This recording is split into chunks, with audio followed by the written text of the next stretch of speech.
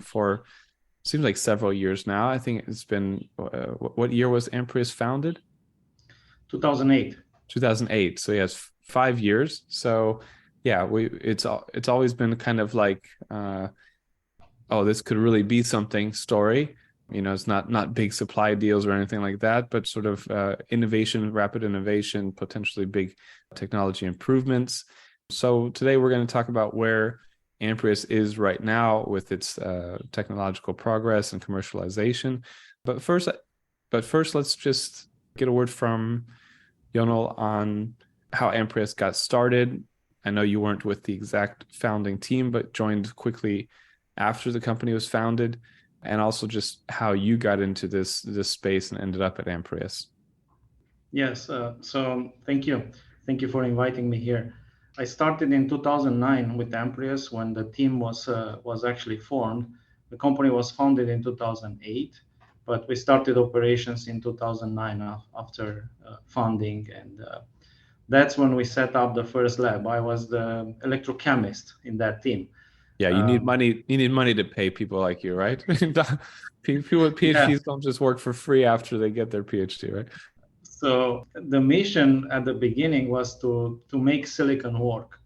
And the idea was from Stanford University, from Professor Yi Shui lab, that if silicon is anchored to the current collector, to the foil of the current collector, then it will be able to withstand the stresses of cycling, because silicon is a material that when it absorbs lithium or lithiates, it suffers significant stress, mechanical stress by expansion. And then when it dilithiates, it contracts again. So these cycles of expansion and contraction are very stressful at the material level, which typically leads to surface cracks forming and material mechanical structure integrity problems. So the idea was that if you form it in a nanostructure, like nano wires, there are other attempts, nanotubes and other types, but we started with nanowire idea. And one end is directly attached to the current collector, meaning is grown actually from the current collector. Then the mechanical stress will be mitigated, and the material will be able to withstand the multiple cycles of material expansion and contraction. So that was the idea, and we started with a team of, there were a few people with experience in material science, semiconductors, because silicon will bring the most experience from that industry. And then we needed a team on battery development to make silicon work as an anode material in batteries.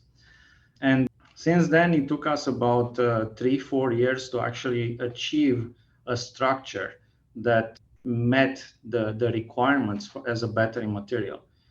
Of course, the idea initially was supported by a catalyst, which was very expensive. It was gold catalyst. That's how silicon nanowires were formed at that time in laboratory settings. We replaced completely that in about a year. We don't have a catalyst anymore, and the remaining structure is still the same. It's a structure that's directly grown from the current collector. So that's still very highly mechanically stable.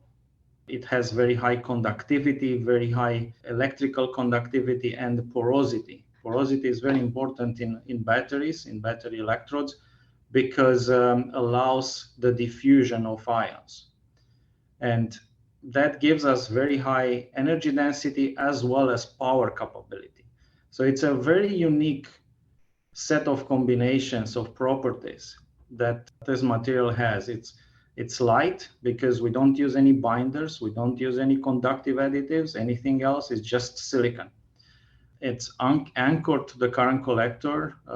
We call it a metallurgical connection because, again, it's no binders, it's not a glue type material. It's grown from the current collector. So it's like a tree rooted from the ground instead of a stick in the ground or attached to the ground. So if you want that comparison. Then the porosity and the capacity of the material gives us much lower swelling or material expansion at the cell level. So typically that's the problem that everybody that's trying to use silicon will notice immediately, is that due to material expansion, the cell, the battery also expands.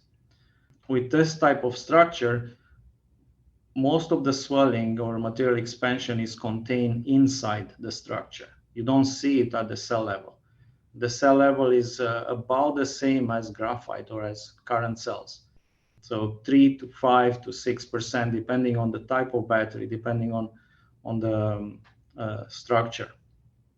So And that's what how we started. And by 2014 or so, we had the entire process, manufacturing process, figured out at laboratory level. So we knew the steps, how to grow these wires, how to deposit silicon, how to make it cycle long enough.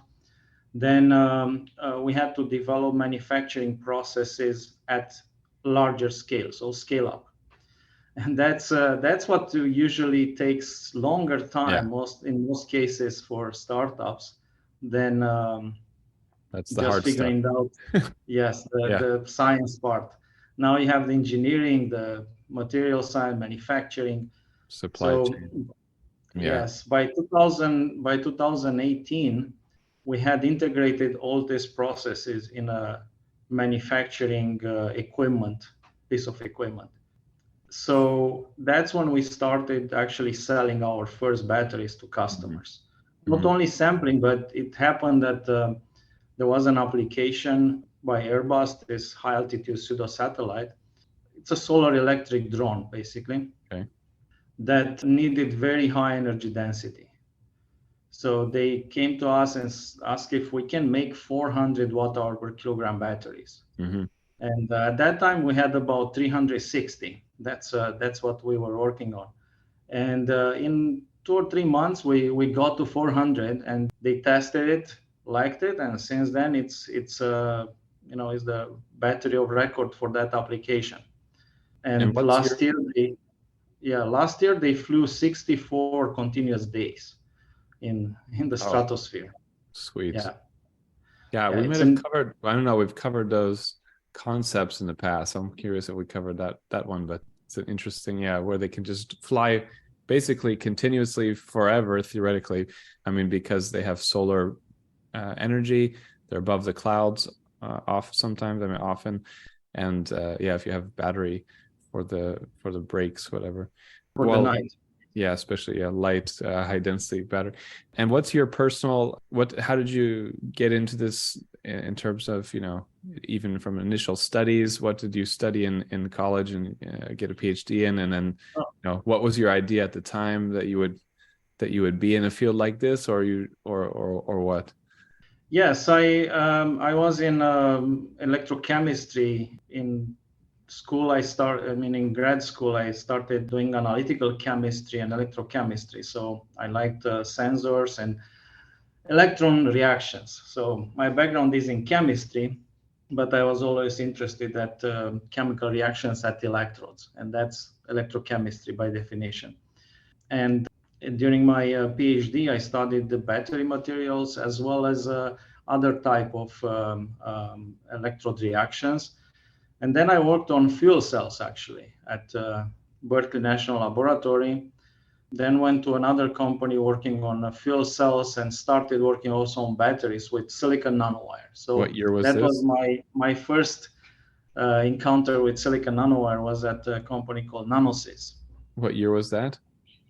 Was in 2005. Okay. Yes, and then started working on battery materials, and I heard about this publication from Stanford University on silicon nanowire that are directly routed to the current collector. And when Amprius started operations, I moved to Amprius from NanoSys, and that's how I got in this field.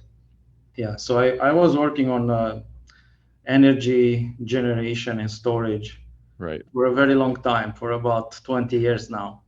Yeah, well, we have a funny story because I you must be aware of this. In 2020, leading up to Tesla Battery Day, the Tesla fan community kind of has always been quite good at figuring stuff out ahead of time before Tesla announced it or whatever. They're quite good. Uh, there's a lot of people, a lot of science and tech people, and they uncover things. Well, a handful of them thought they had uncovered that Tesla was going to buy Amprius, and Yeah. I waited because I didn't want to get into the rumor game. We'd done that, we were avoiding that, but there seemed to be a lot of signs that that there was going to be some kind of, something with Amprius going on because you guys, your headquarters there is like right in the middle of the Tesla campus, more or less, like it's surrounded by Tesla buildings. On two There's sides or three sides. people who worked at Amprius who then went to well, I know there was a guy who went from Amprius to another company, I forget what it was, and then to Tesla. Oh, Maxwell, Amprius, Maxwell, Tesla. And Also they directly from they had a Amprius to Tesla. preview they had a kind of preview image that was supposed to be unidentifiable for teasing Battery Day, and it looked a lot like nanowires to a lot of people. I think if I remember correctly, so look on nanowires. So it was like, oh, okay, well, we're gonna write it up, and I wrote it up, and then Elon responded, no, nothing's happening. I was like, oh my, but it's still, there's a lot of mixed blood there. There's a lot of, I'm sure scientists that, are bouncing off of each other or going from place to place. The whole Silicon Valley area, of course, is known for that. But then, Yes. that area also becoming a bit of an EV battery, EV tech hub. I know Elon, I would say, conceded in making the Palo Alto Tesla facility their headquarters for basically tech R&D stuff after supposedly it was going to move to Austin because that's where people are, that's where stuff happens. I think it was a kind of, yeah, so you'll have a lot of people there. I'm sure you're constantly like, developing, innovating, and finding ways to do that. Can you just explain a little bit, yeah, what has changed from say 2020 to now at Amprius? What have you, or even just more recently, if it's hard to go back two or 3 years sometimes because like what was happening 2 or 3 years ago, but generally speaking, what's happened in the recent years or months that Amprius is excited about? So yes, many things have changed, and we're much more focused now on delivering products to customers. So we're scaling up, as I said. That's the, let's say, the main thrust of the company is to scale up to quantities that will support more markets, as well as developing those markets, developing those applications or products that support them. So that's the main thrust. We have now some production in Fremont. We're scaling up that production 10 times. We announced the factory in Colorado. That will be about half a gigawatt hour capacity when we'll be finished. And even with these capacities, the first markets are still high-end premium markets like electric flight.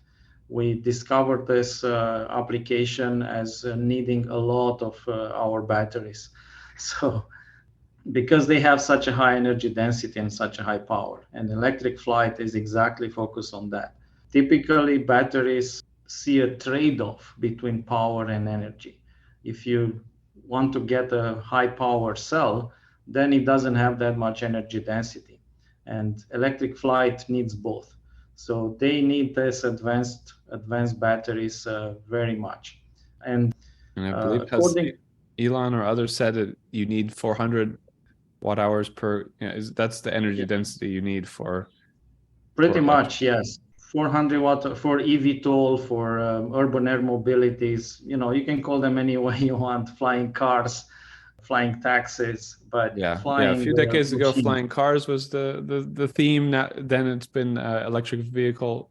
Sorry, vertical takeoff and landing vehicles, Yes, and that's sort of, I don't know. Maybe I'm just not following as much. It doesn't seem as hyped right now as it was a few years ago.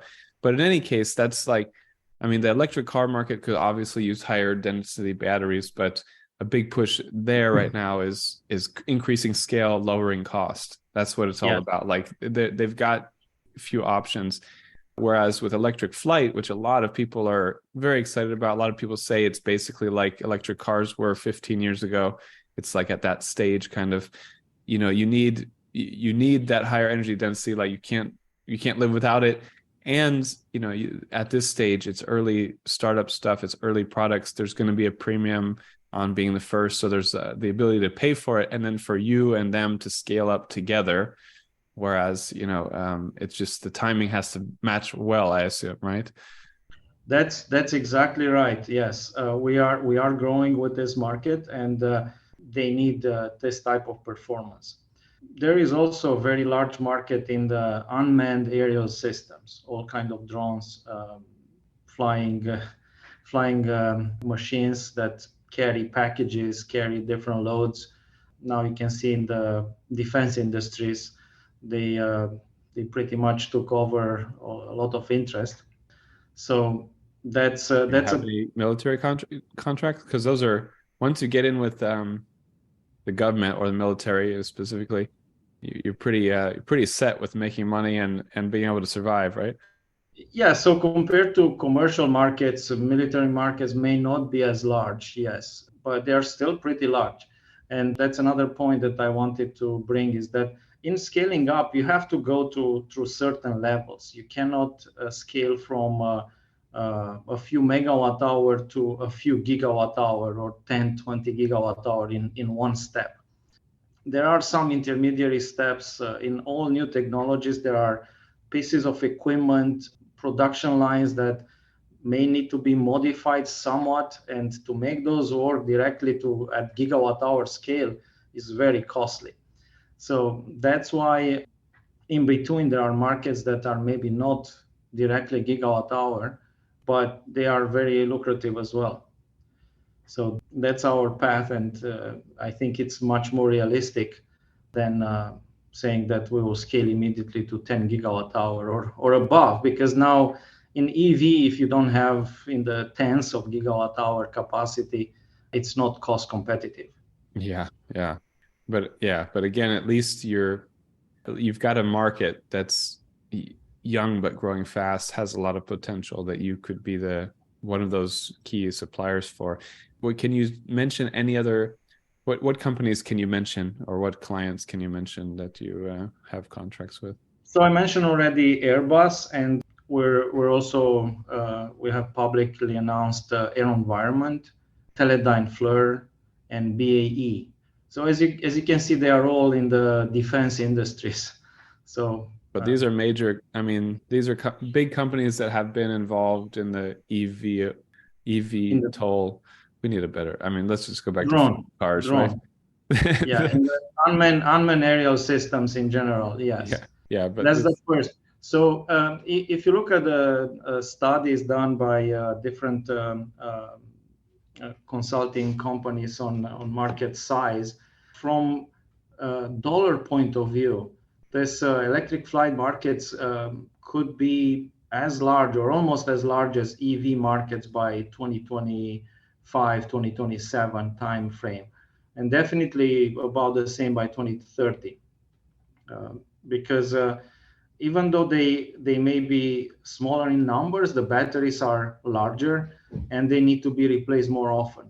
So a flying taxi, for example, will run a few trips per day, like 10 to 12 or something like that, trips per day, each of them half an hour, 40 minutes. That means that it will be charged, discharged much more often than a car, and they expect to need battery replacement like 2 3 years in 2 3 years. So it's a much better market for batteries actually. I'm going to ask about a few markets here. So first of all, we got my wife an Apple Watch this year, and one of the big thing that was shocking to us is that you have to charge it every day. Like it was like, whoa, really? You have to charge it every day? I mean, apparently the more expensive ones, I think maybe last a couple days or something. But yeah, in theory, your battery could, charge these smaller devices more, where you don't have to charge them every night or else it doesn't work the next day. Is that potentially a market for you, or is that too small device? It does not match for some reason, or is that a potential No, market? it's definitely a potential market, yes. And what we achieved is typically a doubling of runtime. In yeah, we had some tests with smartwatches as well. It doubles the talk time, doubles the operation time.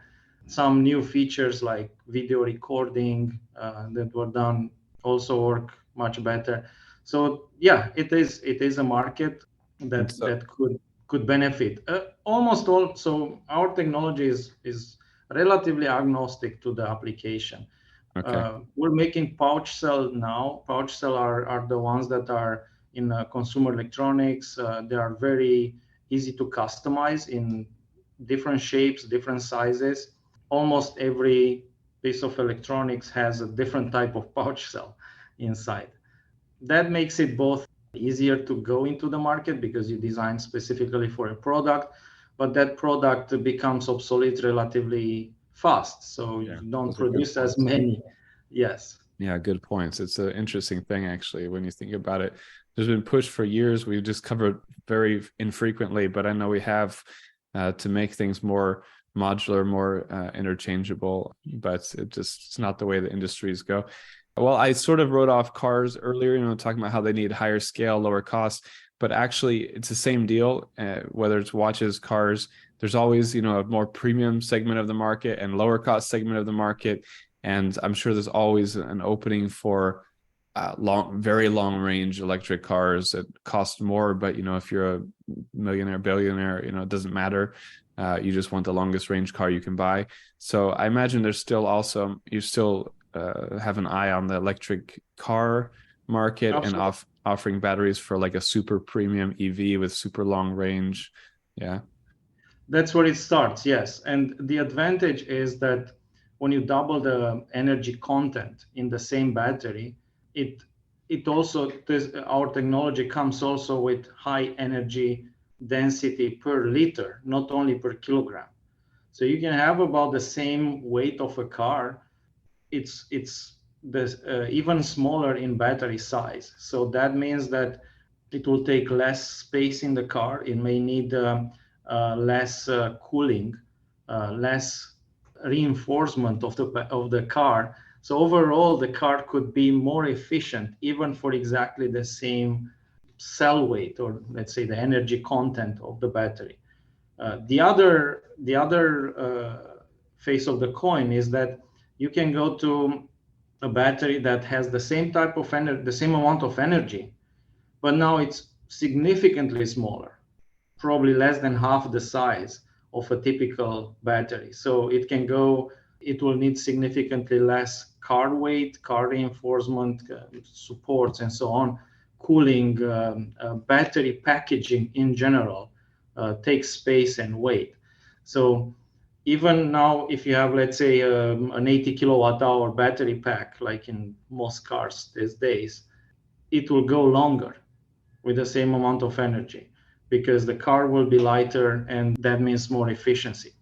It's a really big point. Also, we've basically always focused on tailpipe emissions, but a significant amount of particulate emissions and pollution basically that comes from cars is actually from the braking, the brake dust and the tires and stuff. And this is increased with weight. So, Yes. if you want to get really, hyper green, hyper focused on efficiency and cutting pollution, cutting weight is a big part of that, and this is a big part of that as well, of course. And naturally, most of the buying public is not focused on that. And we have now the Hummer EV, the Cybertruck, the Ford F-150 Lightning, these big trucks and bigger SUVs coming to market to appeal to everyone, to get everyone driving zero emissions. But there's always going to be a market of people who want the greenest vehicle, and that's got to be one with a very lightweight, high energy density battery. Yeah. I can add actually that this could make it greener. This type of technology could make it better for going to larger cars, larger trucks, larger applications, because that's where with the current technology they become too heavy, they become too bulky, and Yeah, there's yeah, this sort I of, mean and with the semi truck, there's this sort of debate that's been going on for years. Yeah, see yes. you nodding. This is, about whether you can do it with batteries or you need hydrogen fuel cells. Of course, Tesla has its semi rolling out now, but there's still a big debate of what's the best way. And I mean, that seems like the super solution, right? And you can see it with the trucks that were announced now. The Dodge truck, electric truck, it has over 200 kilowatt hour battery pack, 228, I think, kilowatt hour battery pack. That's Huge. it's huge. It's more than twice what a car will have, and that's to go for roughly the same range, a little bit longer, but Yeah. not by a lot. So if you can have now a much lighter battery, it doesn't need 228 kilowatt hour. Yeah. It may do it with much less. And again, that's a segment of the vehicle market that often comes with a big premium. The automakers make a big profit on those. You can put a more efficient, somewhat more expensive battery in there, but also the heavy trucking. There's all different levels of heavy trucking. Medium and heavy duty trucking, where they need to transport goods, and they're not all going to be transporting light Frito-Lay's chips. They're going to Yeah. be transporting heavy stuff sometimes, and they want to have the truck as light as possible so they can transport more, right? So it seems like it's very exciting. I'm excited for you. We're going to come to one or two more issues, but I'm just curious, like, what you seem excited about all of the markets. Are there any particular markets that you especially get eager to look at and work with? So, as I said, I think electric flight is going to be very large, and I'm particularly excited about that. And it's because even though I'm excited about electric cars, I drive an electric car, and I think they are fun to drive.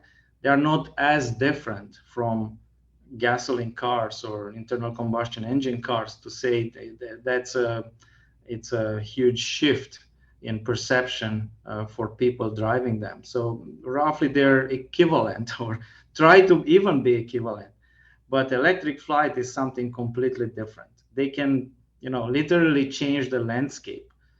If you can jump from one city to another between airports, ranges of 100 something miles are the most common for flying. I just read recently that about 80% of the flights, maybe it's misinformation, but a lot of flights are short range. So between regional cities, between cities at short distance, not all of them are intercontinental or Yeah. from one coast to another.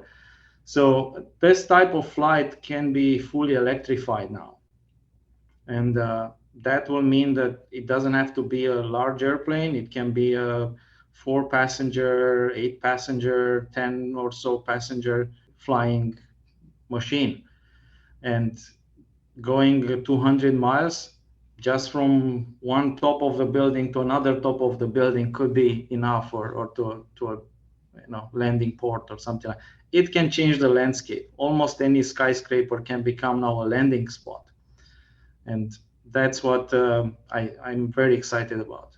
Yeah, definitely. And yeah, I mean, I think even if you're taking a long distance flight, it's got there's often some shorter distance flights within that you're taking as well. So it's the 80%. Yeah, I don't know the source, but it sounds reasonable. I feel like I've seen something like that before too.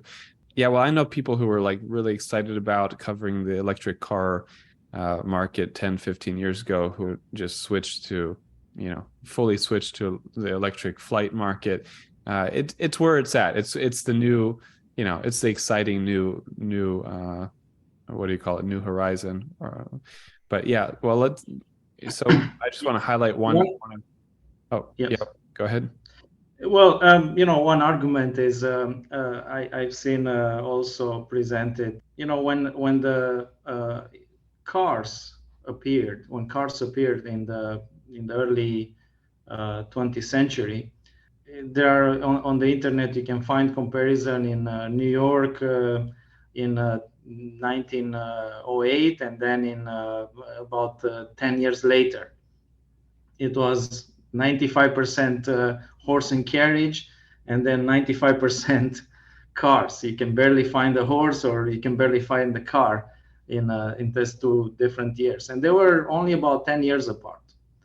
So it changed so much because the difference was significant, or the perception of transportation changed significantly between those 2 years.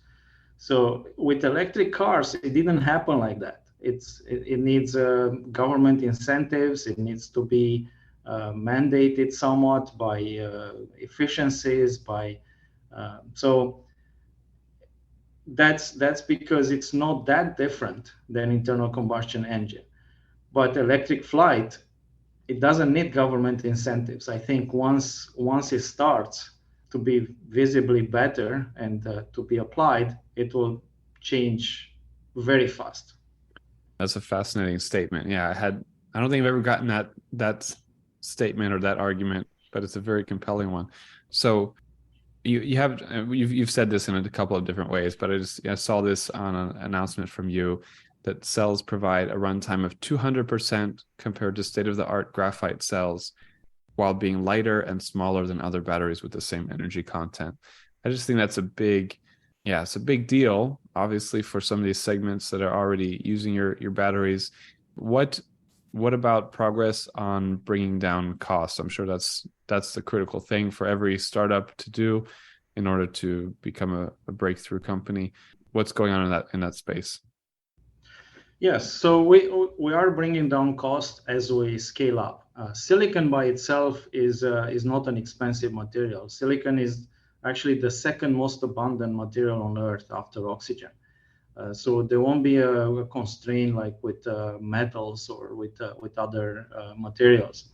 It's also produced in US at relatively high rates. It's used in semiconductor industry, in solar industry, in many other industries, and it's relatively easy to scale up the production of that of the supply chain.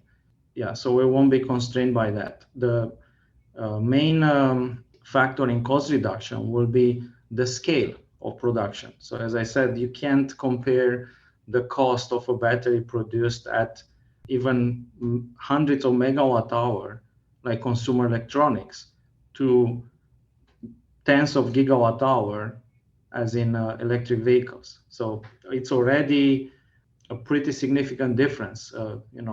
Consumer electronics are in a few $100 per kilowatt hour, 200-300 or so. EVs are 100 something. So it's already a double there, just by scale. So different markets have different cost per kilowatt hour, and you have to get to the same type of scale to be competitive. Sounds good. With similar materials. Sorry. So yeah, I know you guys you've had some DOE funding in the past, Department of Energy, U.S. Department of Energy funding. Just curious, are you getting any new funding from the bipartisan infrastructure law or any other the Inflation Reduction Act, anything else from the current Biden administration that's helping you to ramp up? Yeah, thank you for that question. Yes, we have enjoyed significant support over the years from different government agencies, DOE, one of them. We also work with U.S. Army, NASA, and other agencies. Currently, we have received approval for infrastructure from the infrastructure bill to build this factory in Colorado for the demonstration plant of 500 megawatt hour. This is a demonstration plant because it's a next generation type material. It's silicon. It's our silicon nanowire technology, and it's a very significant step for us going to that kind of scale from the few megawatt hour that we have here in Fremont. Thank you so much for your time. This has been a fascinating discussion. Great to hear the progress being made. It's unfortunate a lot of the startups we cover in the clean tech world, we cover them and then they go away.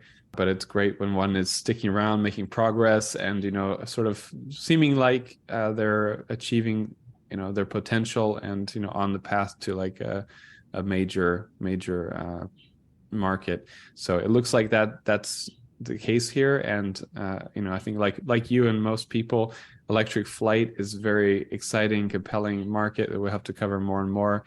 And I think we will be in the next decade. So excited to see that grow, and we'll be sure when everyone else is just covering the planes, we'll be sure to be noticing if it's Amprius in the powering the the electric flight, and not or someone else. But thank you.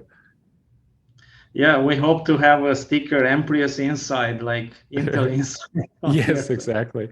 Intel inside. Yeah. Yeah. All right. Thanks. Have a good day. We'll have to visit your facility at some point too. So keep us in mind. Thank you. Have a good one. Thank you.